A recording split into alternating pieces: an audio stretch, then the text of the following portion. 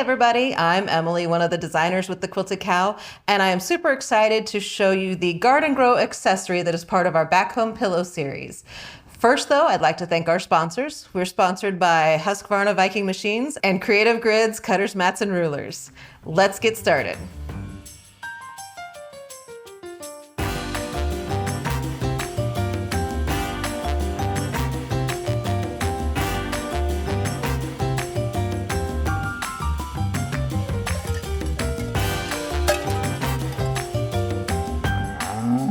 All right, so what I've done is I've laid out all of my pieces. So you're going to start by cutting all of your pieces out of the fabric that's given to you in your kit. Now, this accessory kit is available on our website.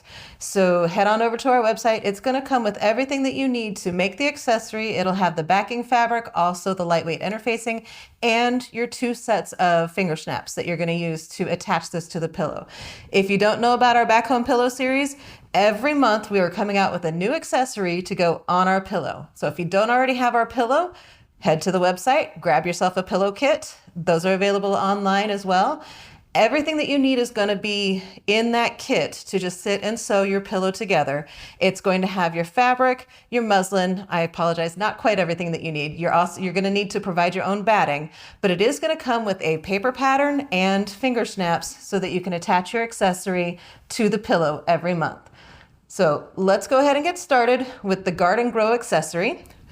First thing that we're going to do, once we've cut out all of our pieces, and we do want to make sure that we label our pieces according to the color, we do want to make sure that we label our pieces with the corresponding letter that is on the pattern so that you know what piece goes where. So this one, for instance, is letter I. And that piece is going to go here on the pattern. The pattern is going to show you the exact layout that you're going to need. It's also going to give you instructions on how to do these little corners on the flower petals and the corners on your leaves, everything like that. So this one does get a little bit complicated because some of the rectangles are very, very close in size. But what you're going to do is you're going to start by forming one of your flower petals. And you're going to grab a C-square and draw the line diagonally, corner to corner, from the top right to the bottom left. And then you're going to lay that on top of one of your flower petal rectangles. Now, the pattern is going to tell you that this is the 2¼ inch side, and 2½ inch side, and then the top is the 2 inch side. So you're going to lay that so that your C rectangle is tilted over. Now you're going to come in 1½ inches from the left corner and place that top right corner there. And then 1¼ inches down from that left corner is where you're going to place that bottom left corner. If you place one of these corners correctly, then that line will line up automatically with the other side where you need to set it. So once you've got that, you're going to sew on that line, and then we're going to trim 1/4 inch away.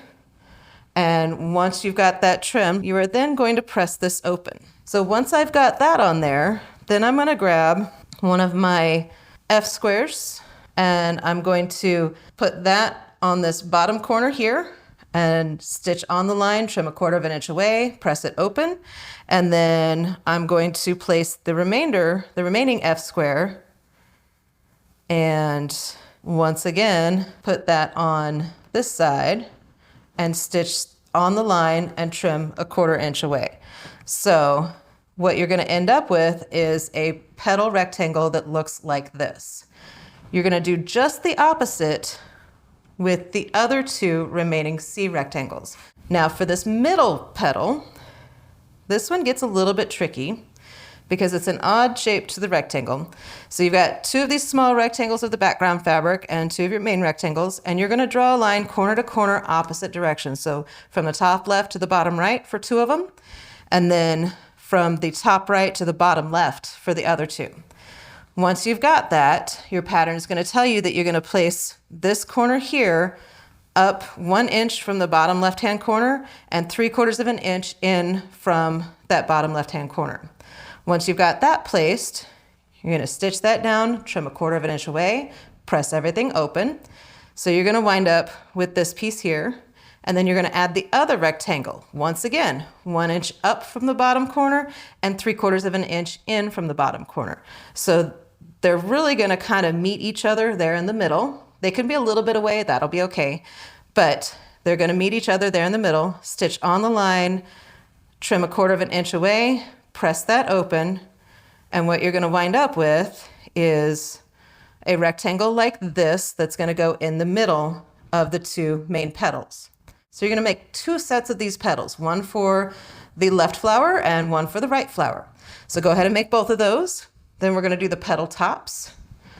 And most of these, it's just putting a square in the corner. You're going to sew on the line, trim 1/4 inch away, press everything open. So you've got background square in each corner of the top, and then a background rectangle on either side that we're going to sew to that. So I'm going to head over to the machine. I'm going to sew this on either side, press it open. Join me whenever I get back and I'll show you what that looks like. All right, so every time that I'm working with pieces this small, I always press to the path of least resistance. So even though we usually want to press to the dark side, I go ahead and press the background open and press the light side on this because there's not as many seams that need to fold over as it would be if I pressed it the other direction. So go ahead and press out, it'll be okay. Now, the next part of this is to go ahead and finish out my leaves. Now, for my leaves, one of the things that you want to notice is that it is a rectangle. It is a very subtle rectangle, so one side is shorter than the other. So your short side is going to be the up side. So what you're going to do is you're going to add one of these smaller squares to the top right corner of 2 of these rectangles and the larger square to the bottom left corner of 2 of those rectangles because of course we have 2 sets of leaves. The other one, you're going to add the smaller square to the top left corner, the larger square to the bottom right corner. So it's just opposite each other so that whenever they are finished, you've got the small squares here and the large squares on the outside. So then they are opposite and the leaves are going to look good. So I've gone ahead and I've sewn these on here. Once again, it's a basic place. Draw the diagonal line from corner to corner on the wrong side of your fabric. Place your square right sides together in that top corner. Sew on the line and then trim 1/4 inch away. And we're going to trim both of those corners. So let me press this open. That piece is going to go on this side, making sure that our larger triangle is on the outside bottom corners of this. The smaller triangles on inside top corners. We're going to add this rectangle to this first. And then we're going to put the stem in between. So let me go to the machine. I will sew these on and then I'll show you what those look like. And then we'll add the stem in between. All right, once again, make sure that we have everything positioned correctly so that the small triangles are in the top facing each other, the top corners facing each other. So now I'm going to add the stem. I'm going to go ahead and sew the stem on like this.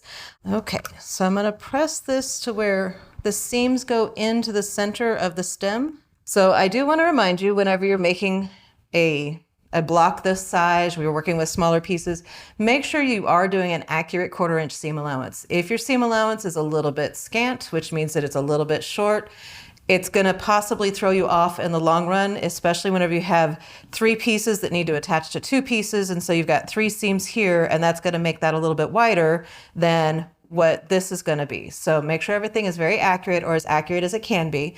Sometimes they get a little off and you can kind of mess with that whenever you're putting everything together. It's sometimes a huge deal, sometimes not a big deal. But if your seam is too big, if it's too wide, all of your pieces are going to shrink and that's going to cause the whole thing to shrink and it may not fit on your pillow correctly.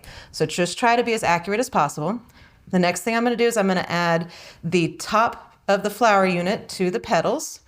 And you just want to make sure that whenever you add this, that this is centered onto here. The seam allowance is going to take up some room, so it's actually going to attach right about here and be pretty close to the edges of your flower top. Just line everything up, take it over to the machine, sew it together, and then we're going to press the top open. So it doesn't necessarily need to be open seams like this. It can just press up. Now I'm going to add the top of the flower to the stem, and you're just going to try to line up the stem, make sure it's centered to this middle petal and try to keep it as centered as possible. It's still going to be a little bit to the inside, but that's okay. So I'm back with an almost completed flower unit. The only thing I have left to do is add the 2 side borders onto these flowers. And when I do that, I'm just going to take them both over to the sewing machine. So either side down, press them open, and then I'll have this part completed. So I'll show you what those are going to look like. In the meantime, though, I want to start on my watering can. So I'm going to take a few pieces over to the machine and sew them together at once, chain stitch them. It's going to be a little bit faster. In the meantime, though, I have my watering can unit pretty well pieced together. So I've got the spout. I put these 2 squares on each corner. So on the line, trim 1/4 inch, then press it open. Same thing with this rectangle. Put the square on the top right corner of that rectangle, and the short side is the top. And then sew on the line, trim 1/4 inch, press it open.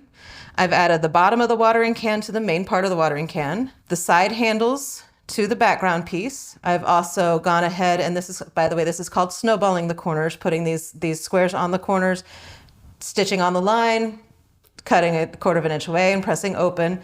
I snowballed both of those corners, and then also for the handle, I snowballed both of those corners. So once I get all of those pieces prepped, there's one last piece to prep. So this piece is going to be 1 square that's the same size as the background square here.